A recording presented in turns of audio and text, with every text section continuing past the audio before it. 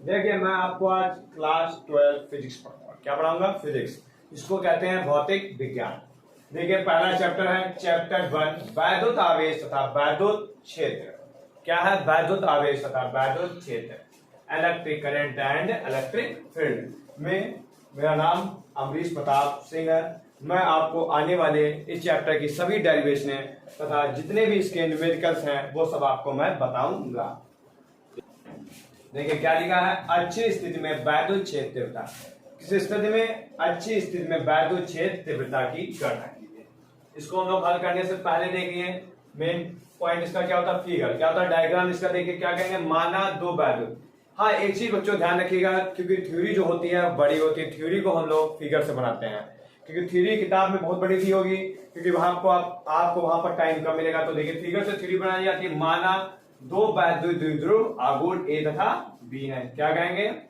माना दो वैद्युत द्विध्रुव आघूर्ण ए तथा बी है। देखो दो द्विध्रुव आघूर्ण ए और दो हो गए आघूर्ण है, तथा इनके बीच की दूरी कितनी है? 2l है। मतलब यहां से यहां तक के बीच की दूरी कितनी है? 2l है। तथा ए पर ऋण आवेश तथा बी पर धन आवेश है। अब देखिए यहाँ पर ऋण आवेश मैंने क्यों कहा, क्योंकि यहाँ पर माइनस का क्यू है इसलिए ऋण आवेश हुआ, यहाँ पर प्लस का क्यू है इसलिए यहाँ पर धन आवेश हुआ। अब क्या है, तथा ए और बी के मध्य बिंदु ओ है। क्या है? ओ है। अब यहाँ पर एक टॉपिक देख लीजिए, क्या कहेंगे, ए और बी के मध्य बिंदु ओ है। यहां से यहां तक की दूरी कितनी है? 2l। तो ए और ए के बीच की दूरी कितनी हो जाएगी? l। यहां से यहां तक की दूरी l क्यों हो जाएगी? क्योंकि हमने इस 2l को दो भागों में डिवाइड कर दिया है, बांटा है, तो एक एक दो वही बराबर आ गया। अब आगे देखिए लिखेंगे, तथा ओ बिंदु से, कितने बिंदु से? ओ बिंदु से, कोई बिंदु ओ बिंदु से r मीटर की दूरी पर। कितने मीटर की दूरी पर? r मीटर की। ये इसकी दूरी है यहां से यहां तक, r मीटर की दूरी पर कोई बिंदु क्या है? P है। क्या है? P है, जिसका परावैद्युतांक क्या कहेंगे? जिसका परावैद्युतांक K है। क्या है परावैद्युतांक? K। परावैद्युतांक K है। तथा जब अंदर की ओर बाहर की ओर जाएंगे तो वैद्युत क्षेत्र तीव्रता E1, तथा जब अंदर की ओर आएंगे वैद्युत क्षेत्र तीव्रता E2 है। तो इस स्थिति में वैद्युत क्षेत्र तीव्रता की गणना कीजिए। अब देख लीजिए पहला टॉपिक, पहला फिर से फिगर की थ्योरी देखिए, लिखा है माना दो वैद्युत द्विध्रुव आघूर्ण। क्या कहेंगे? माना दो वैद्युत द्विध्रुव आघूर्ण ए तथा बी है। ए पर ऋण आवेश तथा बी पर धन आवेश है, तथा ए और बी के बीच की दूरी 2l है, तथा इनके मध्य बिंदु O है। कौन सा बिंदु है? O है। तो दो l आपस में एक एक दूरी क्या हो जाएगी? एक एक 2l है। तथा O बिंदु से r मीटर की दूरी पर, कितने मीटर की दूरी पर? r मीटर की दूरी पर कोई बिंदु P है। क्या है? P है, जिसका परावैद्युतांक K है। तथा बाहर की ओर जब जाएंगे तो वैद्युत क्षेत्र तीव्रता E1, तथा अंदर की जब आएंगे वैद्युत क्षेत्र तीव्रता E2 होती है। तो इस स्थिति में हम लोग क्या ज्ञात करेंगे? वैद्युत क्षेत्र तीव्रता। अब देखिए A और P दिशा में क्या लिखेंगे? A और P दिशा में। यहां पर पहला पॉइंट क्या लिखेंगे? A तथा P दिशा में। किस दिशा में? A और P दिशा में वैद्युत क्षेत्र तीव्रता में वैद्युत क्षेत्र तीव्रता, वैद्युत क्षेत्र तीव्रता। अब आप लोग एक चीज याद कर लीजिए, ए से पी की ओर जब जाएंगे तो बाहर की ओर वैद्युत क्षेत्र तीव्रता क्या है? E1। क्या है? E1। तो E1 इक्वल टू, आप लोगों ने फॉर्मूला पढ़ा होगा, 1/4 pi epsilon not Q upon R square. क्या पढ़ा है? Q upon R square. R square क्या होती है? दूरी। अब देखिए यहां से यहां तक की दूरी। अब मेन पॉइंट देखिए, यही कंफ्यूजन करता है आप लोगों को। A से O तक की दूरी कितनी हो गई? L। O से P तक की दूरी कितनी हो गई? R। कितनी हो गई? R प्लस L का होल स्क्वायर। अब बहुत से बच्चे समीकरण एक, बहुत से बच्चे ये नहीं जान पाते हैं कि ये R प्लस L कहां से आया। देखिए हमने यहाँ पर फिगर में क्या लिखा है, चूंकि AP दिशा में, किस दिशा में? A और P दिशा में, तो यहां से यहां तक की दूरी, कहां तक की? इस पॉइंट से लेकर इस पॉइंट तक की दूरी है। कैसे? देखिए यहां से यहां तक की O से P की दूरी कितनी है? R metre. कितनी है? R मीटर, तथा R मीटर लिख दी। अब यहां से टोटल पूछिए तो O से A के बीच की दूरी कितनी? L प्लस R का होल स्क्वायर। समीकरण एक हो गया है।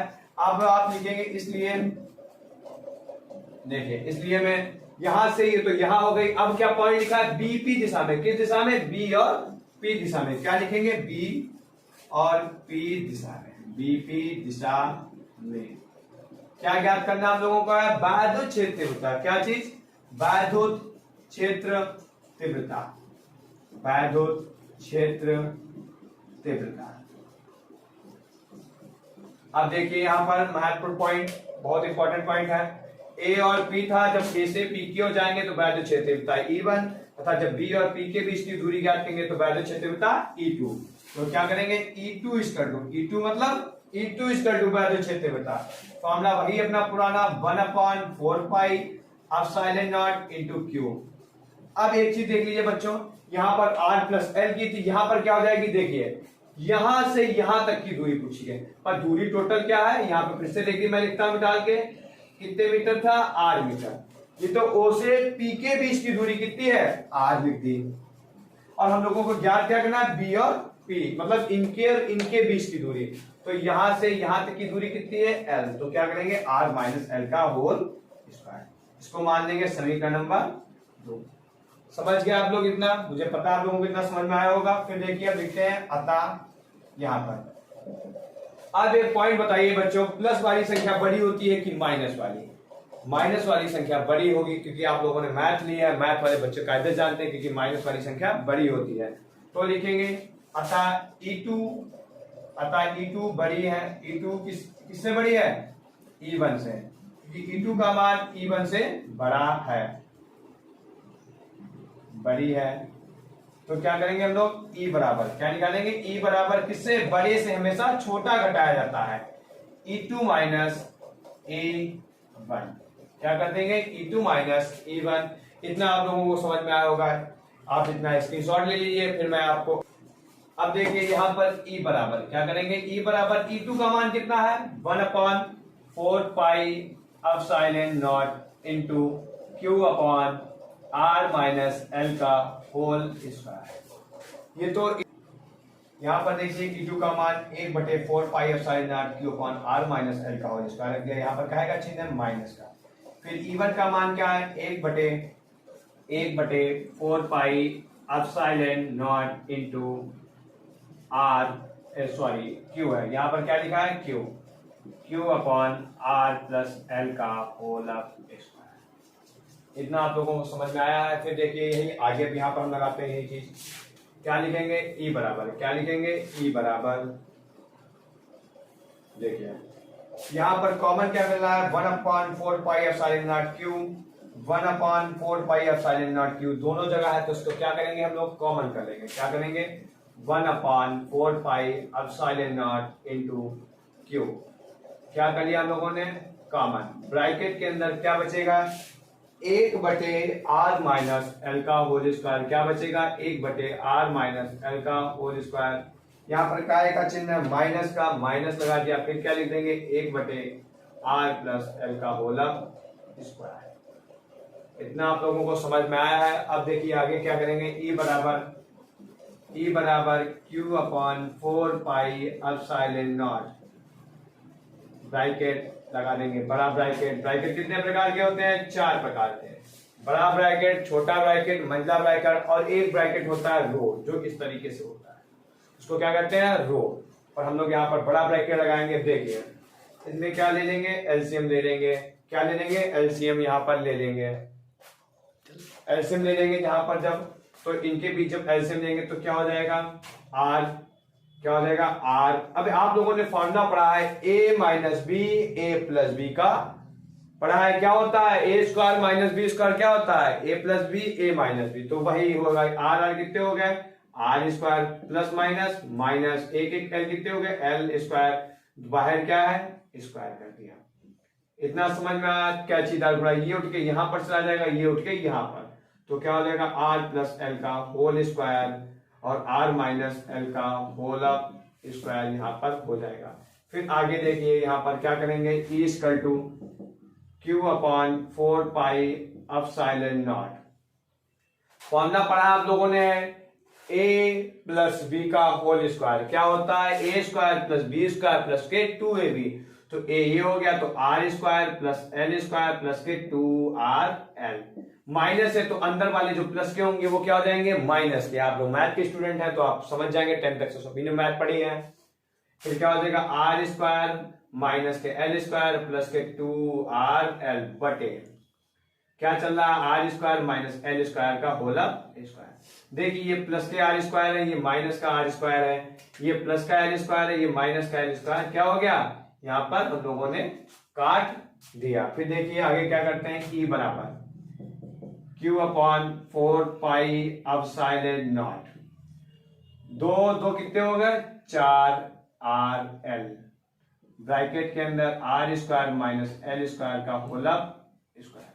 अब आप लोग एक पॉइंट देखिए यहां पर लिखते हैं, चूंकि क्या लिखते हैं, चूंकि L क्या है, L का मान 0 रखने पर L का मान क्या हो जाएगा, निगण। कहां पर, बटे में किसका, L स्क्वायर का मान।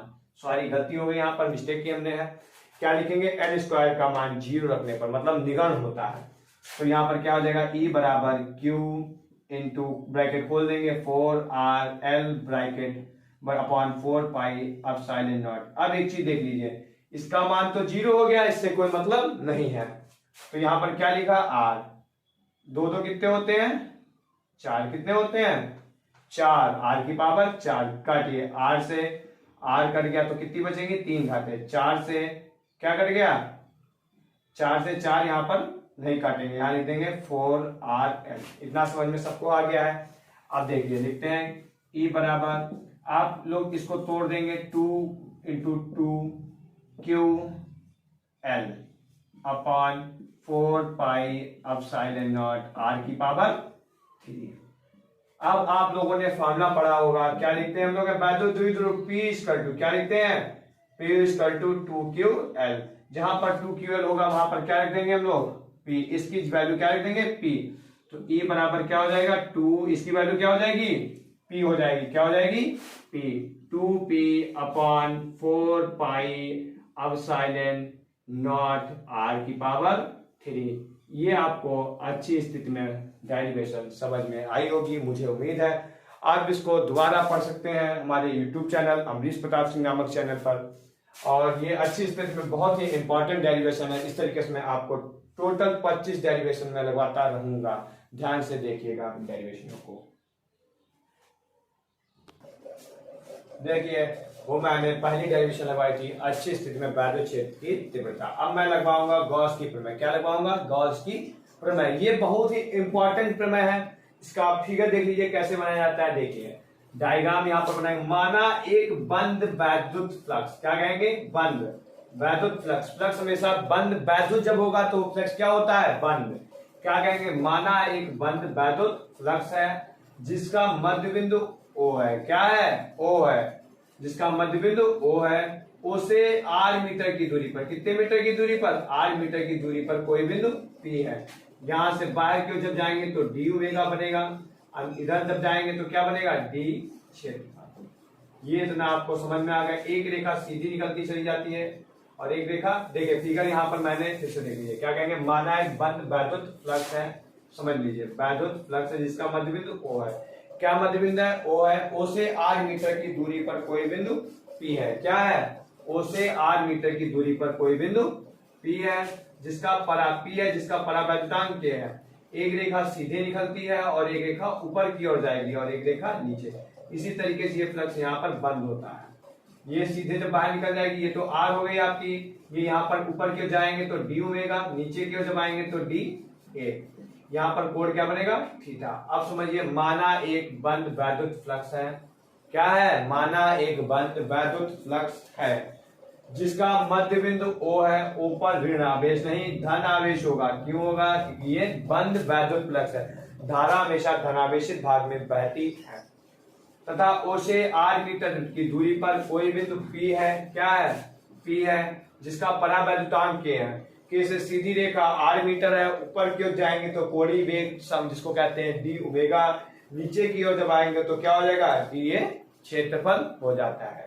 तो इस स्थिति में क्या ज्ञात करना हम लोगों को है, वैद्युत फ्लक्स। क्या ज्ञात करना है, वैद्युत फ्लक्स। किसकी गणना करनी है हमको, वैद्युत फ्लक्स, मतलब किसकी, वैद्युत फ्लक्स की गणना। वैद्युत फ्लक्स की गणना कीजिए। देखिए डेरिवेशन मोस्ट इंपॉर्टेंट डेरिवेशन है बोर्ड एग्जाम के लिए। आप लोगों ने फॉर्मूला पढ़ा होगा पिछले चैप्टर में जो आप लोगों को क्लास में पढ़ाए जाते हैं। देखिए क्या होता है, phi E equal to D E into D A cos theta. क्या होता है, कॉस थीटा। कॉस थीटा यहाँ पर क्यों आया है, क्योंकि यहाँ पर इन तीनों रेखाओं के बीच बना कोण थीटा है। तो आगे इसको हल करेंगे, फाई बराबर क्या करेंगे, फाई ई, ये बेस होता है। आप लोगों ने भी पिछली डेरिवेशन में पढ़ा था, फॉर्मूला क्या होता है, ई बराबर क्या होता है 1/4 pi epsilon naught into Q upon R square. जहां पर यहाँ पर देखिए स्क्वायर छोटा बनाइएगा इसका, जहां पर ई होगा वहां पर ये वैल्यू हम लोग क्या कर देंगे, पुट मतलब रख देंगे। तो फाई इसकी जगह क्या रख देंगे 1/4 pi epsilon naught into D A cos theta upon R square. अभी क्यू हमारा छूट गया है तो क्यू हम लोग यहाँ पर लिख लेंगे। इतना आप लोगों को समझ में आया। फिर से देखिए formula A into D A cos theta लिखा है, ई की वैल्यू क्या है 1/4 pi epsilon naught Q upon R square. किसकी वैल्यू है, इसकी वैल्यू है। अब आप देखिए यहाँ पर लाइन दीजिए तो लिखते हैं, चूंकि D A cos theta upon R square equal to किसके बराबर होता है, डी ओमेगा कोणीय वेग। देखिए मैंने यहाँ पर लिखा है ये जितना भी ये सब बराबर होगा किसके बराबर होगा, डी ओमेगा के बराबर होगा। तो फिर उसी तरीके से हम लोग लिखते हैं फाई ई बेस बराबर क्या लिखेंगे, D A cos theta R square बराबर क्या लिख देंगे, डी ओमेगा। तो यहाँ पर क्या बचा, क्यू इक्वल क्यू बटे 4 pi epsilon naught into D A cos theta बटे आर स्क्वायर की जगह हम लोग क्या लिख देंगे, डी ओमेगा, डी ओमेगा। इतना पॉइंट समझ में आया है। अब आगे देखिए, इसलिए फिर ये हमको लिखना पड़ेगा डी ओमेगा बराबर, डी ओमेगा किसके बराबर वैल्यू होती है, 4 पाई के बराबर। किसके बराबर होती है वैल्यू, देखिए मैंने काले पेन से लिख दिया है, किसके बराबर होती है 4 पाई के बराबर। जहां पर डी ओमेगा होगा वहां पर क्या लिख देंगे हम लोग 4 पाई। तो फाई इक्वल टू क्या हो जाएगा, Q upon 4 pi epsilon naught into D omega किसके बराबर है 4 पाई के बराबर। क्या लिख देंगे 4 पाई।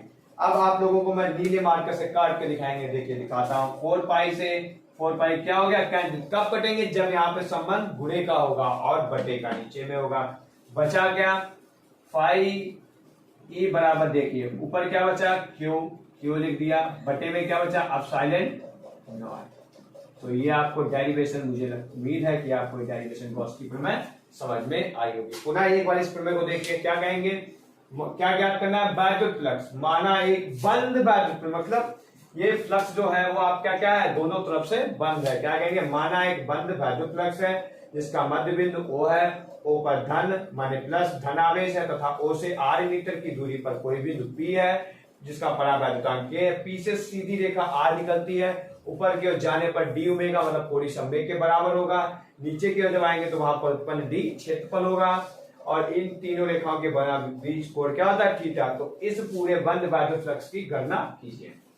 फॉर्मूला अपना वही पुराना, वैद्युत flux phi equal to E into D A cos theta. ये आपका फॉर्मूला लिखेंगे। अब आपने पढ़ा होगा ई की value 1/4 pi epsilon naught Q upon R square है। जहां पर ई होगा वहां पर ये वैल्यू हम लोग क्या करेंगे, रख देंगे। तो ई की जगह पर 1/4 pi epsilon naught Q upon R square रख दिया। और साथ में क्या चल रहा है हम लोगों का, डी ए कॉस थीटा भी रख दिया हमने। फिर आगे देखिए D A cos theta upon R square किसके बराबर वैल्यू होती है, कोणीय संवेग, मतलब जो इतना ये है वो किसके बराबर है, डी ओमेगा के बराबर है। तो इसकी जगह पर हम लोगों ने क्या रख दिया, डी ओमेगा रख दिया। क्या रख दिया, डी ओमेगा। तो डी ओमेगा की वैल्यू क्या होती है 4 पाई। तो जहां पर डी ओमेगा होगा वहां पर क्या रख दिया 4 पाई।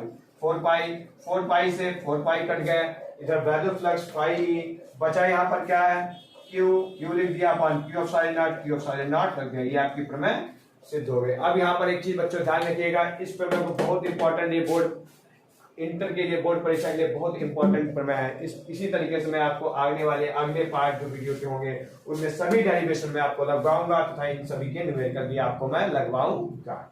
नमस्ते।